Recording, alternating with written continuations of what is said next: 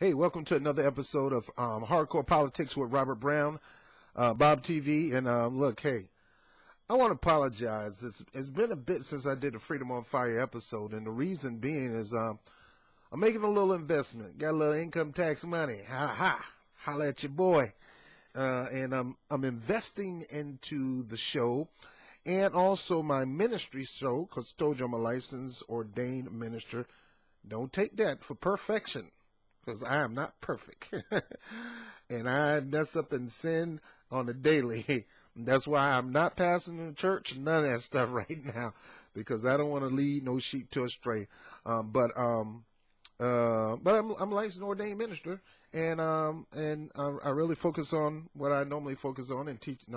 When it comes to that arena of my life, which is a major arena of my life, which is mostly the arena of my life, as I just talk about love. That's what I feel I'm called to do, and I'm called to do this: connect with people like you, with the Freedom on Fire weekly week in the news type show. I don't know. I have a friend of mine that's a writer, so he's talked about maybe helping me learn how to deliver, cut jokes, and make it like a funny politics show. I don't know, but we're investing in a green screen. We're gonna kind of have some effects in the background, try to make it look professional. I'm in New York. I've been in some of these studios, and I'm thinking, man, they got some state-of-the-art stuff in there, man. Look at all those TVs. Look at all the imagery. I go in the room, like I went to BET over here in Times Square, and I go in, I'm like, there's nothing but chairs and green walls. That's it, and green cloth. And then when they have the finished product, it looked like they're in a real freaking studio, or, 106 in Park is nothing but green around it. And I think, was it 106 in Park? Something green around it, and nothing but stadium stands. And after they was done with the setup and everything, with the magic of technology, it ends up looking like a totally different. So, like I said, I go in this room, I see these green walls, and I'm like, that's how they do it. So I'm doing a little investment on green screening, and I'm getting a green screen and kind of mixing it up and trying to give it a good look. And then, like I said, I got a friend of mine who is a comedy writer, and I guess he's going to teach me how to do comedy and delivery and things like that, and mix it up in a political show. I don't know, it's going to be like Lee Camp or anything like that. I got to be me. I got to be me. So I don't know how I'm going to do it. I just enjoy connecting with you, the American people. And so please bear with me while we get that stuff taken care of. The old format is still good. Nothing wrong with it, man. But it's going to change up a little bit. It's really going to change up a little bit. So bear with me as we get everything going for that. I'm over here clowning, man. All the women that screwed America are popping up out of the woodwork. You got Hillary Clinton popping up and talking, as my man Tim Black say, talking about sexism and racism and xenophobia, and America unite together and we're one, stronger together, and all that coming out. I'm like, girl, sit your behind down.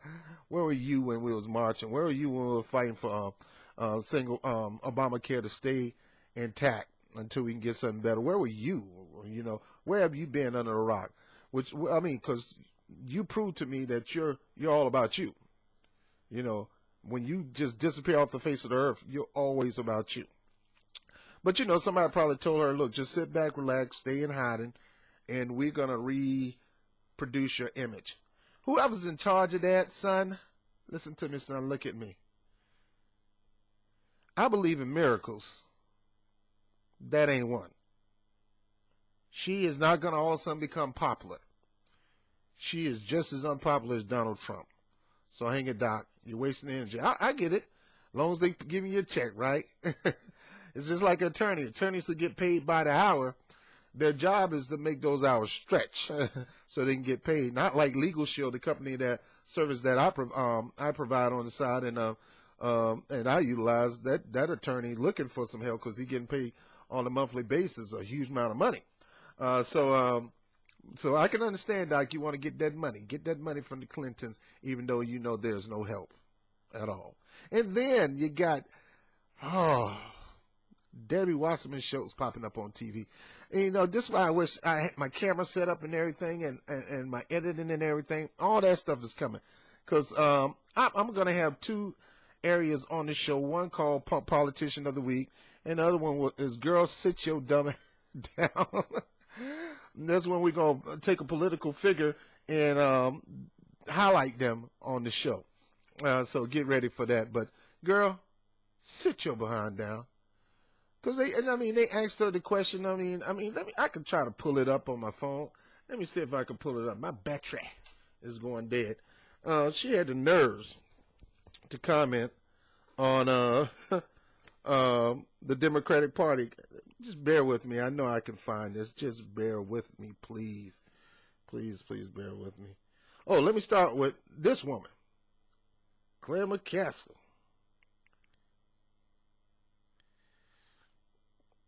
No, I can't. Well, first of all, I'm not going to pull it up. I don't have time. But anyway, Debbie Wasserman Schultz, girl, shut up. Shut up. Be quiet. You're supposed to be in jail. You should have been charged, trialed, and locked up under the jail for undermining elections. So you and this other sister girl, Donna Brazile, you gonna come out the woodwork and try to make yourself the victimizer, like you've been victimized. Hold up, that's like, I hate to use the term, but you raped me, and you gonna blame me for it? Yeah. I can't believe it when I just took it from her. Come on. You raped the American people in elections, and yet you want to blame us? You want to blame somebody else for it? You want to blame everybody else? Get out of here. I mean, if this is women in politics,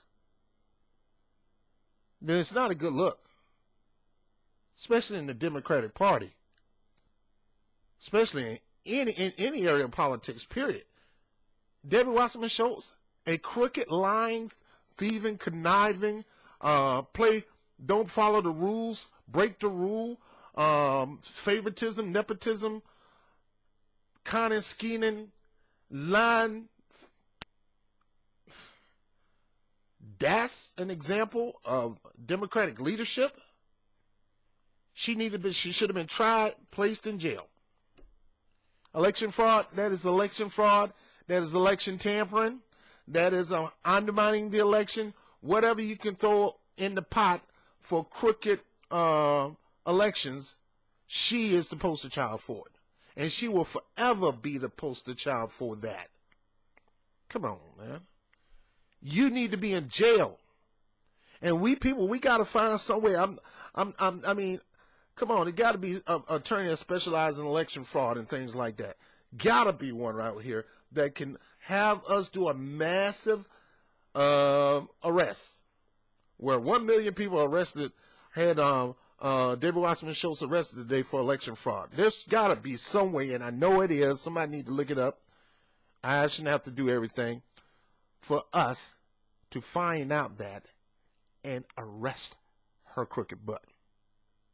And you can tell she, when she lies, she always blink her eyes, and then she's going to say, you know, we already a grassroots party. And on what planet? You know, grassroots, you just made a statement about the primaries and why the Democrats don't like open primaries. You just say because we closed the primaries to keep people from the grassroots from taking over the party. Hold up, I thought you were grassroots, but you're trying to keep out people from the grassroots? You can't be one of the two. That sounds like an oxymoron, you oxy. And then you're gonna say your grassroots organize and stop the Republicans from hitting Obamacare. Let me tell you something. I think the Democrats that did go out there and led with that, you were not one of them. You were not one of them. So stop. You can't take the blame for. You can't take the credit for that. Actually, it was the man that you hate, Bernie Sanders, that stood up and led those marches and planned those marches and had the people push back against their Republican leaders. And it was the Republican leaders who had the bold stand to say, I ain't doing it. My people say don't do it, I ain't doing it. Or some of them just say, I ain't doing it because this is worse than Obamacare. They had the guts to say, nah, this is worse than Obamacare, and refuse to sign it. So you can't take credit for that. Girl, sit your behind down. I wish you could sit down in cell block 49953. I'm telling you, coming soon, starring in Orange is the New Black, Debbie Wasserman Schultz. You will go down. Same thing with Donna Brazile, the other D.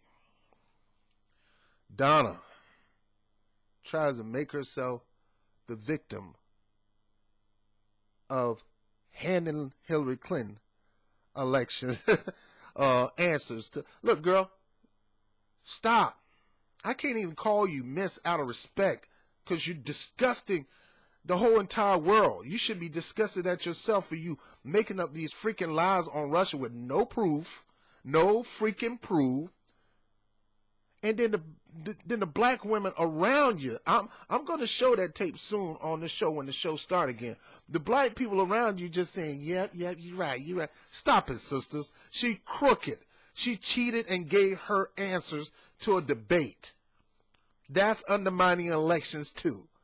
That's trying to make questions go in her favor so you can be leaning toward her favor. She did that. A sister, a black woman. Look, let me tell you something. We already having a problem with black imagery, positive imagery in the political field anyway. We don't need these corporate-centric kissing butt black politicians doing that. We need black politicians to stand up for the people because that's why you got in office, right? To stand up for the people. Not to vouch for your colleague and do stupid stuff like that. You're making us look bad. Bad. Kissing Clinton butt. That's another type of I'm not going to use the word. I'm not going to use the word. But you're being a crony politician. A sucker. All because you believe that she can either bring you up or tear you down. You honestly believe that Hillary Clinton and the Clintons will bring you up and tear you down. And they do. They may have the power to do that. And if they would have got in power, they definitely would have did that. It's either you was going to kiss their butt all the way to the White House so you can jockey for a position, or you would threaten that if you didn't, you wouldn't have no position. Where's the guts in that? Where's the bold power in that? Where's your stand? You telling me you're afraid to stand up against her? Have you freaking super delegates? Knew Bernie Sanders was the man and he was winning, but you didn't want to mess up your golden cow that you built in politics. Remember this, after the golden cow come the tablets, and they will fall and break your golden cow soon. So Donna Brazile, girl, if the show was started today, you would be in my sit your down section. And last but not least, first of all, Elizabeth Warren, late Liz, always come to the game late. We're on the last 10 seconds of the game, and you decided you want to strap on your football suit and get in and play. But you want to be a star leader on the team. Get out of here. She's fearing her challenger is going to primary her. And this is what gets me, Claire McCaskill. She's another one that I would call her politician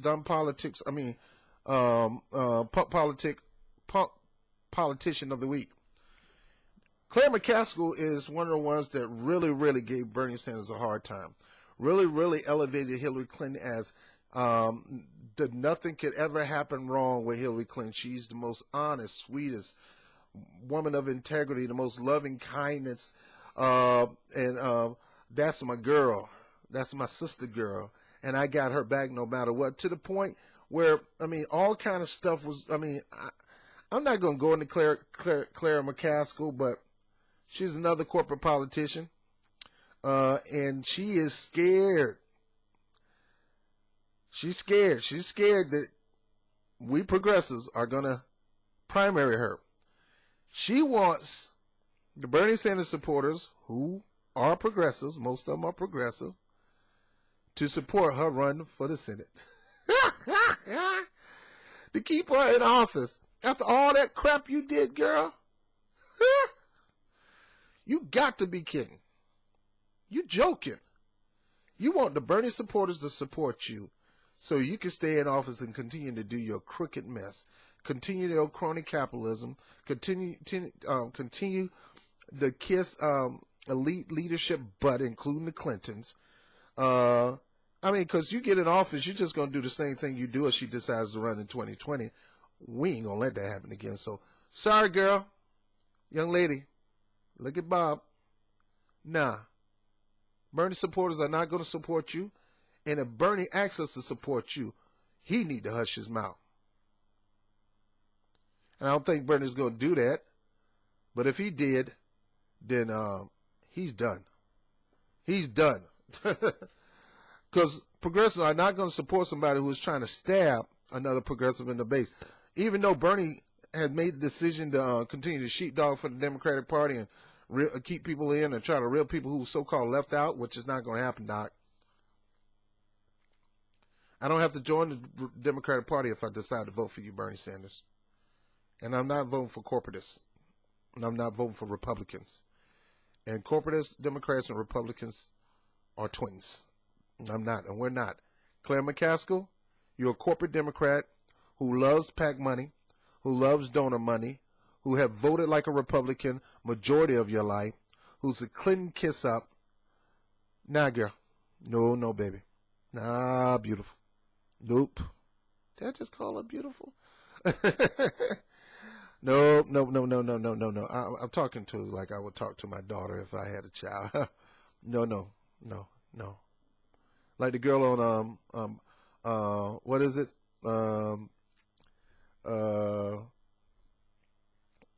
Get Out. No.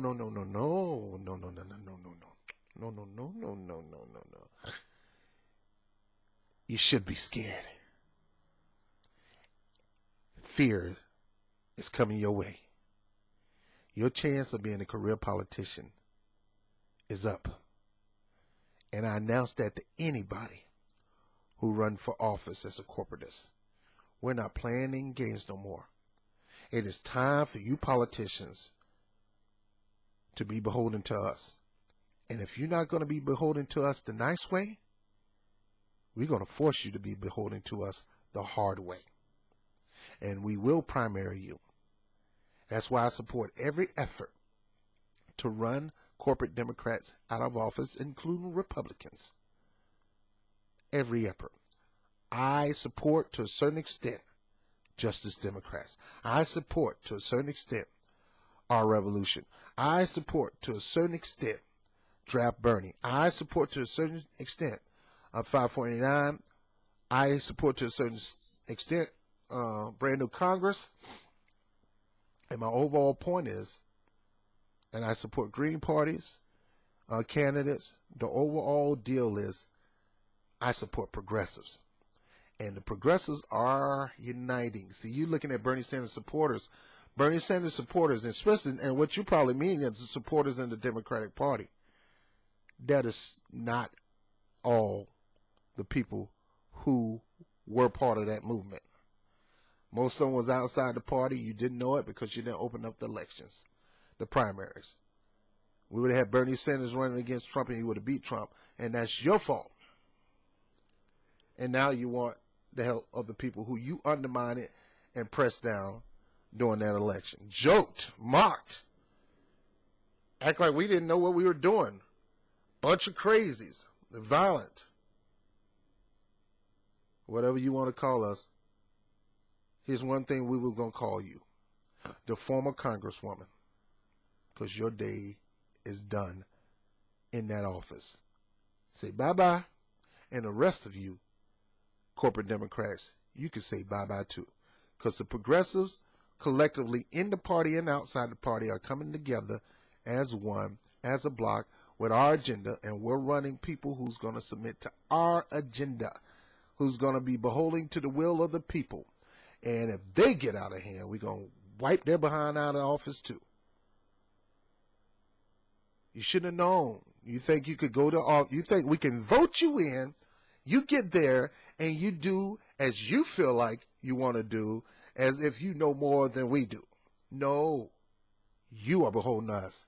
And you haven't been beholden to us for a while, not in your state. You haven't been beholden to the people there. Yes, and they keep voting for you, hoping that you're going to do right by them, and you still don't do right by the American people. You're gone. Peace. You should be nervous. You should be frightened. Freddy Krueger frightened of losing your office. Hey, you're going to get a six-figure check for life, and then when you get out and you become a private citizen, and hey, maybe one of your corporate donors will give you a seat on the board of their company. That is why you ran for office, right? Yeah, that is why you ran for office. It wasn't to help the people. It may have started that way. But once you got that money in your hand, you know your goal is to be on a board and get $1 million check a year just because your name is on the wall of a corporation and you still getting your check from being a congresswoman. That's what you go to office for. The wrong reasons. That's something you should be rewarded for being beholden to the people. You should be scared, Claire McCaskill, and any other politicians should be scared. Be scared. Be afraid. Be very, very afraid. And as far as DSW, DB, and HRC, girl, sit y'all monkey behinds down. Peace.